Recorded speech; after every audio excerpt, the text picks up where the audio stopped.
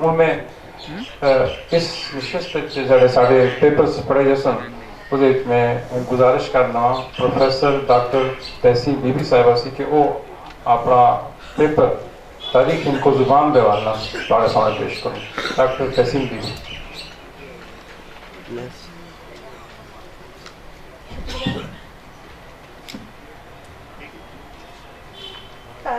تاریخ زبانیں ہند کو علاقائی زبانیں کسی بھی ملک کے اندر رہنے والے افراد کے مابین ایک تعلق اور ذریعہ اعداد ہوتی ہیں جو ملک کی قومی زبان کو تقویت بخش کر آپس میں پیدا ہونے والے اختلافات اور تہذب کو کم کرنے کی بھرپور کوشش کرتی ہیں.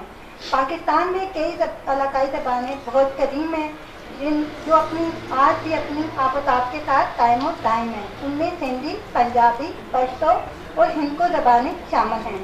ہندکو زبان اپنی قدامت کے اعتبار سے سب سے قدیم ہے.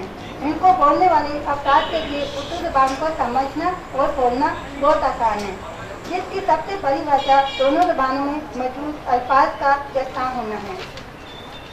ہندکو ایک قدیم زبان ہے اور اپنے اندر انسانی جذبات اور احساسات کو بہترین انداز میں بیان کرنے کی بھرپور صلاحیت رکھتی ہے. ہندکو جو پاکستان کے کئی مقامات کی مقامی زبان ہے، برِ صغیر میں آریاؤں کی آمد کے بعد وجود میں آئی.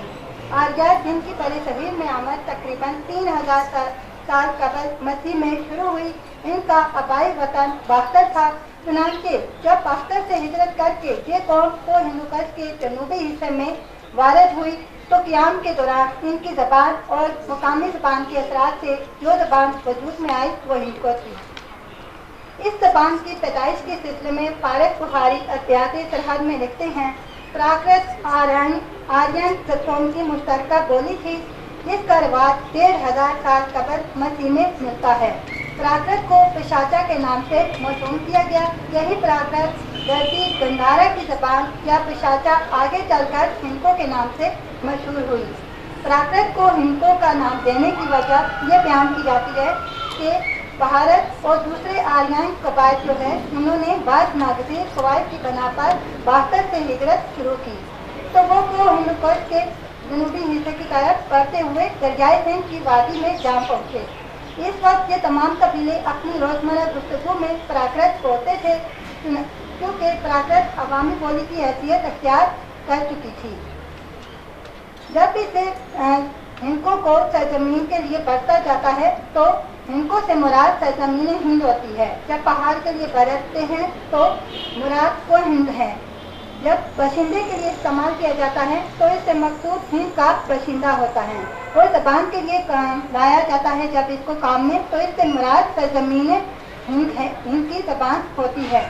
چنانچہ یہی ہندکو زبان آریاؤں کے مختلف حصوں میں ہجرت کے ساتھ مختلف صورتوں میں دھرتی چلی گئی اور سندھ میں سندھی، پنجاب میں پنجابی، گجرات میں گجراتی اور بیچ میں بیچ بھاشا کا روپ اختیار کر گئی.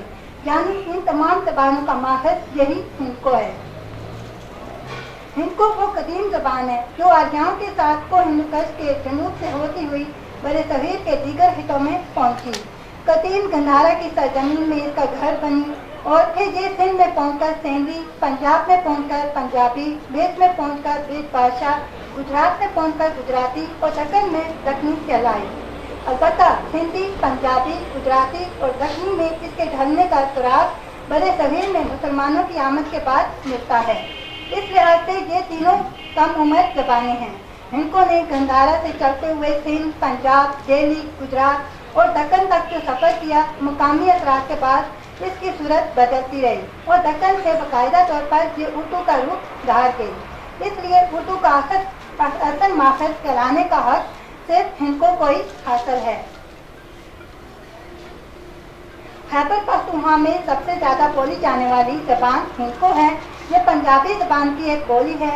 پنجابی کو ملتانی، مٹی، مغربی پنجابی کا نام بھی دیا جاتا ہے. یہ زبان گجراتی کے کافی قریب ہے. یہ زبان بہاولپور، ملتان، مظفر گڑھ، ڈیرہ غازی خان، ڈیرہ اسماعیل خان کے اضلاع کے علاوہ پشاور میں بھی بولی جاتی ہے. پشاور میں اسے پشاوری کہتے ہیں. کوہستان نمک اور شاہ اضلاع میں بھی یہ زبان بولی جاتی ہے لیکن اس میں کچھ تبدیلیاں آ جاتی ہیں. ہزارہ سے یہ زبان کشمیر تک چلی جاتی ہے جہاں اس زبان نے کشمیری زبانوں پر گہرے اثرات छोड़े हैं। जैसे बाला, यहाँ मेरे पास जो आर्टिकल लिखा हुआ है वो तफसील से है, लेकिन टाइम की कमी के बाद मैंने मेन पॉइंट पढ़े हैं। जैसे बाला बहस से हम ये नतीजा हासिल कर सकते हैं कि हिंदुओं का शुमार बरसगीर पाक व हिंद की कदीम तरीन ज़बानों में होता है। इसकी जोग्राफियाई हदूद खैबर पख्तूनख्वा से लेकर शुमाली पंजाब के कुछ इलाकों और आज़ाद कश्मीर तक फैली हुई है। शुक्रिया।